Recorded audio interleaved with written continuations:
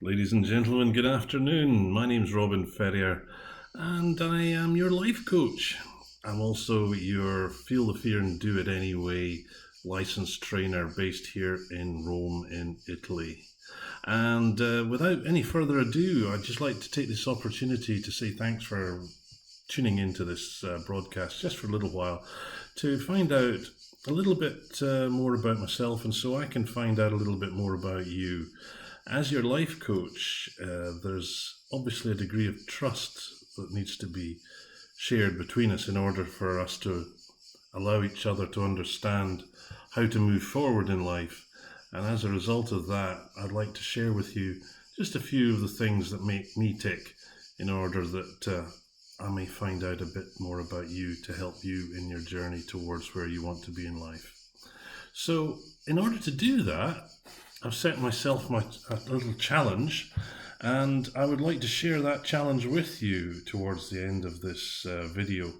But my challenge begins now, ladies and gentlemen, in that I communicated my desire to work closer with you guys and how best to do that. And I was told that I really need to ask myself 5 very probing questions.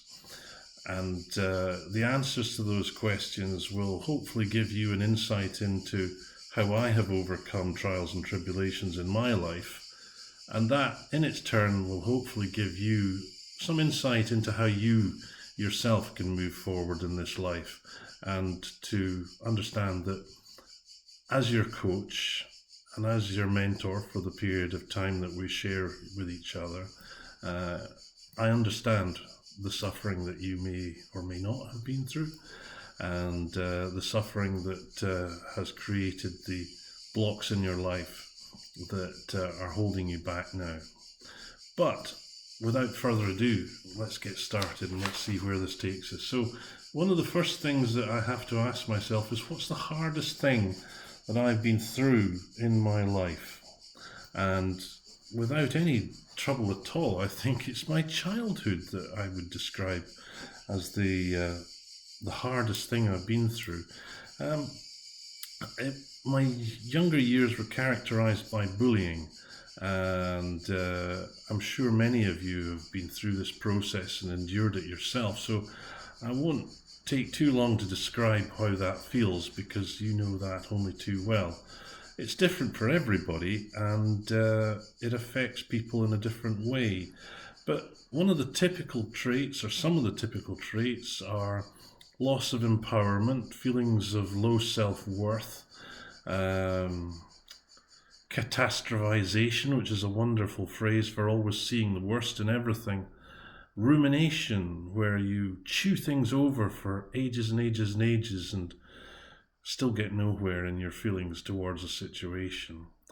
There are significant factors that come from bullying, and I would like you to understand that I understand what you feel like when you have been bullied. These times that I'm speaking of were when I was probably from the ages of 5 to into my mid teens, early teens.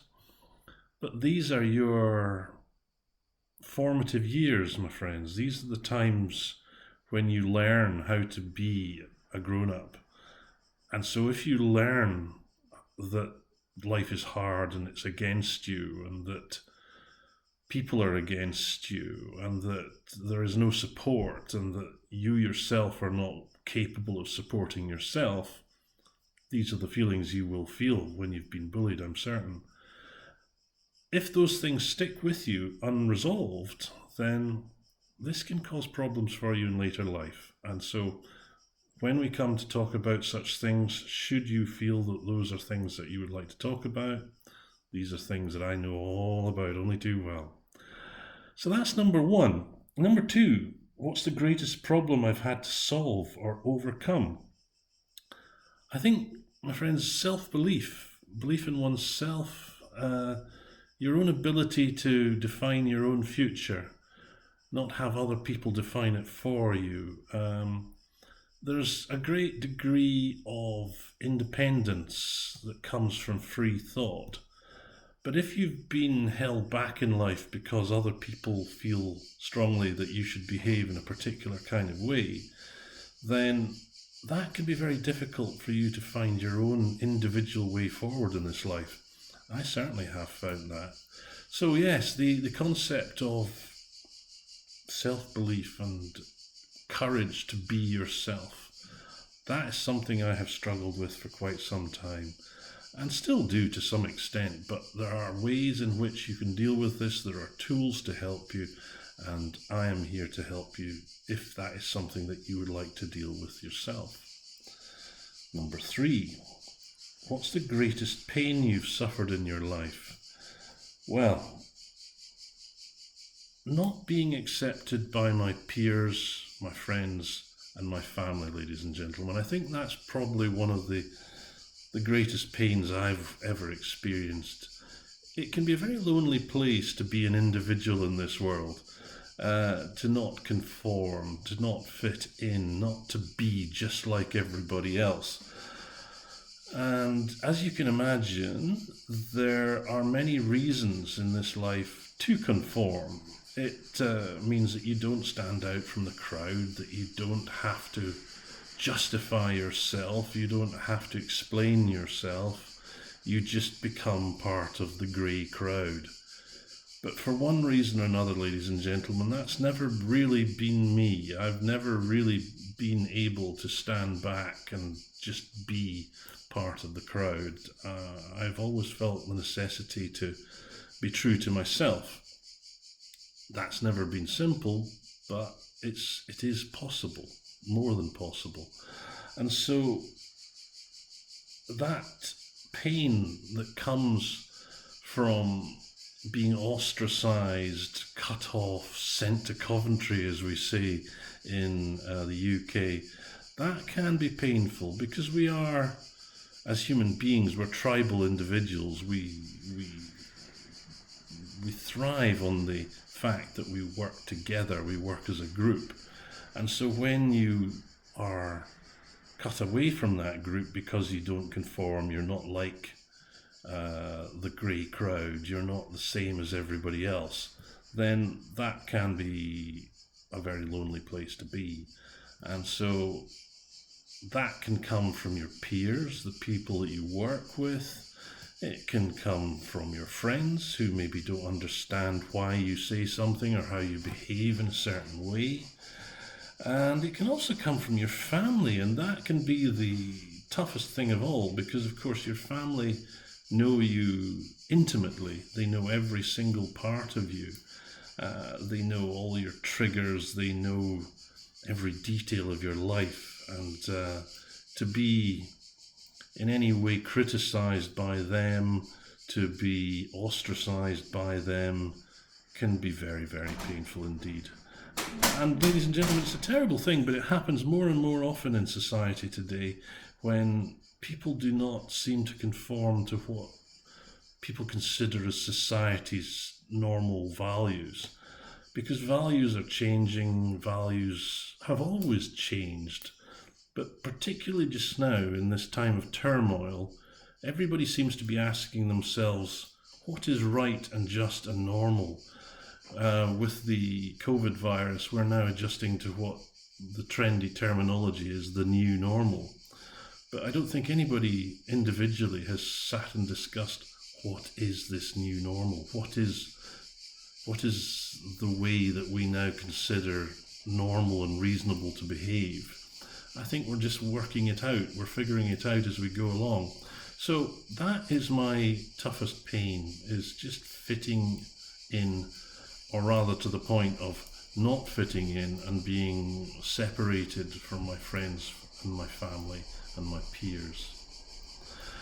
4, what makes me different? What can people expect from me? Well, ladies and gentlemen, I think the one thing that has probably become clear to you by now is that I am not a typical life coach, to the point that I'm not a YouTube guru. I'm not a razzmatazz figure on YouTube. I'm not here to pump up your adrenaline, and I'm not here to sell you something that you don't actually need. I'm here to offer you a way forward in life based on what I've experienced myself and based on the training that I've received from people who are much more clever than I am.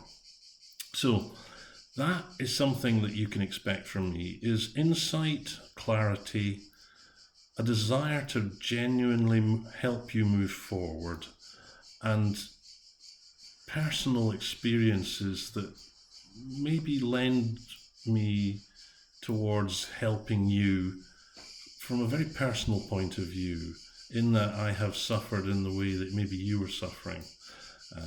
It's always good to have somebody who's been where you are to help you through a process.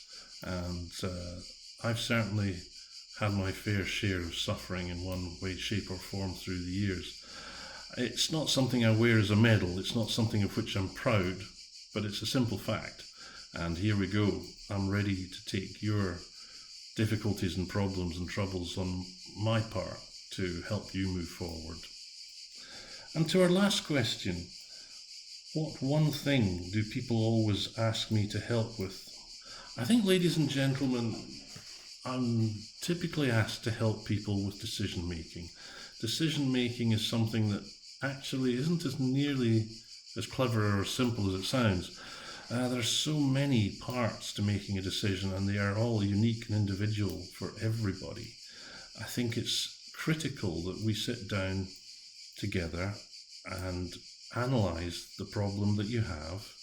We look at what it is you want to achieve, and then we look at all the various criteria to do that, and using some of the tricks of the trade that I've learned through,